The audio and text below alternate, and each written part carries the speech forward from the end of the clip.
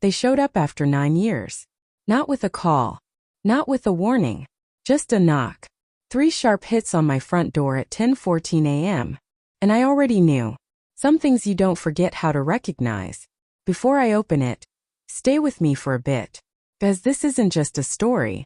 It's a slow correction of everything they thought they controlled. My name is Claire Donovan. I'm 34. And 9 years ago, my family decided I stopped existing. It started the day I married him. Ethan Rhodes. Not the man they imagined. Not the name they would ever approve of. And definitely not the life they planned for me. I grew up in Brookshire, Illinois. A town where reputation traveled faster than truth. My father, Walter Donovan, ran the local hardware chain. My mother, Marlene, led the church committee like it was a boardroom. And my younger sister, Ivy, was the one who never got questioned. Perfect grades. Perfect timing. Perfect obedience. And me? I was the deviation. The one who asked why too many times. The one who didn't stay inside the script. When I told them I was marrying Ethan, my mother didn't shout. She just placed a letter on the kitchen table. Folded neatly. Blue ink. 3 sentences at the bottom that changed everything. If you proceed, you are choosing him over this family. Do not expect return. No discussion. No negotiation. Just a closed door in written form. I kept that letter. Not because I agreed with it. Because something in me already understood. I would need proof one day that I didn't imagine it. That was the first item. Before the folder. Before the system.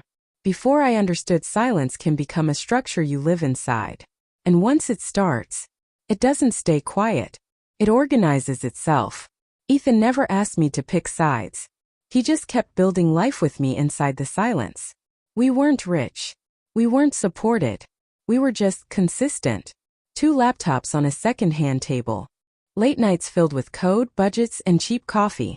He worked in cloud infrastructure. I worked in compliance consulting. We didn't talk about family much anymore. Because there wasn't anything left to say. Every birthday card I sent came back unopened. Red stamp. Returned to sender.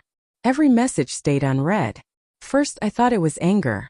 Then I realized something worse. It was system-level removal. Like I had been archived out of their world. So I started documenting it. Not emotionally. Structurally. Screenshots. Printed emails. Returned envelopes. Dated logs. First it was messy. Then it became organized. Then it became inevitable. A black binder. 3 sections. Chronological silence. Ethan noticed one night when I was adding another page. He didn't interrupt me. Just asked quietly. Does it help? I said the truth. It keeps me from doubting myself. He nodded like that was enough. And maybe it was. Because doubt is where rewriting begins. And I refused to let that happen. Not again. Not after everything had already been decided for me. But I didn't know yet. That silence doesn't stay private forever. Eventually it becomes valuable. And value attracts attention. The first shift wasn't emotional. It was financial.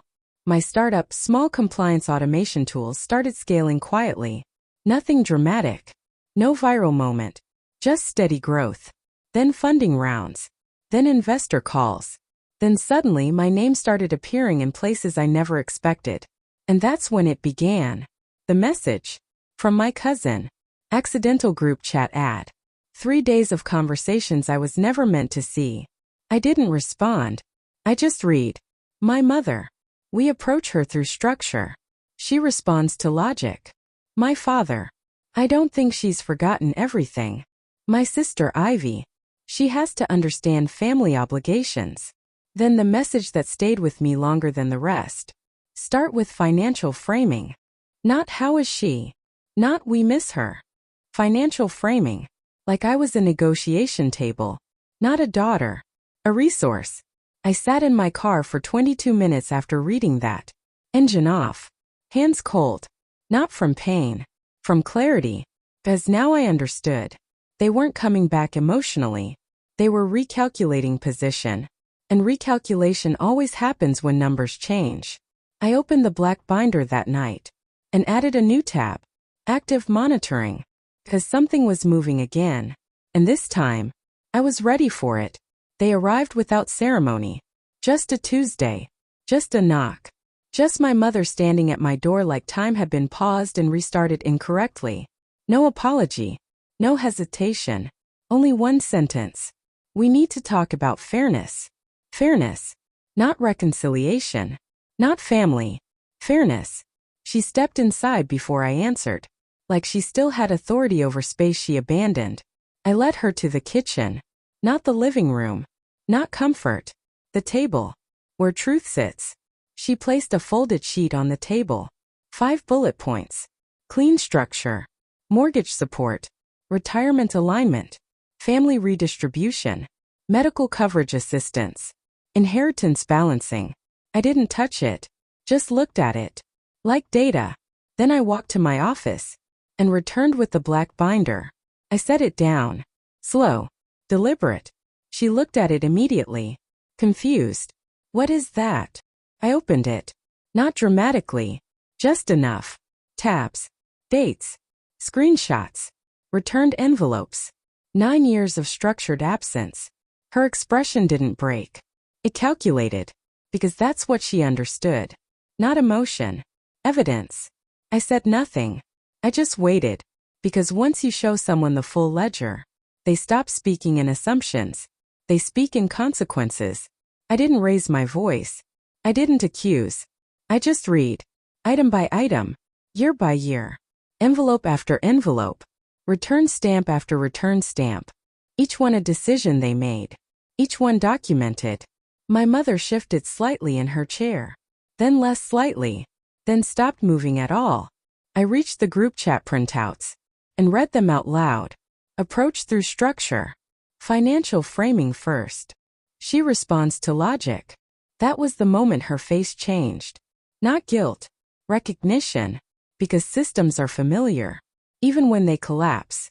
My father avoided eye contact completely. I turned a page.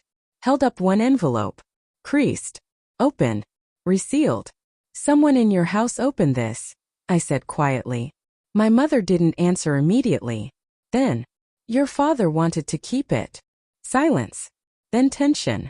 Then truth trying to surface through control. And I said the thing no one wanted spoken. You didn't lose me. You removed me. That landed differently. Because it wasn't emotional. It was structural. And structures don't negotiate. They either hold, or they collapse. The second visit came without warning. But this time, she came alone. No list. No paper. No strategy. Just silence walking up my driveway. She looked different. Not softer. Just less certain. I made a mistake, she said. Simple sentence. No framing. No control language. Just exposure. I didn't respond immediately. Because people can say anything once pressure changes. I thought distance would make it easier, she added. Easier for who? She didn't answer. That mattered. Because silence used to be her tool. Now it was mine. I read everything, she said finally. That stopped me. Everything. She meant it. Every card. Every photo. Every message I assumed was discarded. Stored. Kept. Hidden. I didn't know what to do with that information. Because it didn't fit the system I had built. You're still my daughter, she said. And I replied instantly. And I was that 9 years ago too. That broke something. Not fully. But enough to expose what was underneath control. Loss. Real loss. Not financial. Not reputational. Personal. She stepped back. And for the first time, she left without asking for anything. That was new. But not complete. Because acknowledgement is not repair. It's just the beginning of accountability. My brother called next. Not to argue. Not to demand. Just to speak. I didn't understand it then, he said. But I do now. I stayed quiet. Because understanding after the damage isn't absolution. It's observation. He told me something unexpected. She kept your letters. That paused me. All of them. Not discarded. Stored. That complicated everything. Because people who erase you don't usually archive you. I didn't respond right away. Because I didn't know what that meant yet. Only that the story wasn't as clean as I thought. And clean stories are usually the ones people invent to survive themselves. Not the truth. I didn't add anything new to the binder after that. Not because it was over, but because it had stabilized, defined, understood. My mother didn't return again. Not immediately. My sister stopped posting indirect messages. My father started calling my brother instead of me. And life continued. Ethan asked me one night if I was done with it. I looked at the binder, then the kitchen, then our life, and said, I'm done carrying it, not remembering it. There's a difference. Because memory isn't the problem. Weight is. And for the first time in 9 years, I put the binder back in the drawer without opening it again. Not forgiveness, not reconciliation, just completion. Because some stories don't end when people come back. They end when you stop needing proof that they left.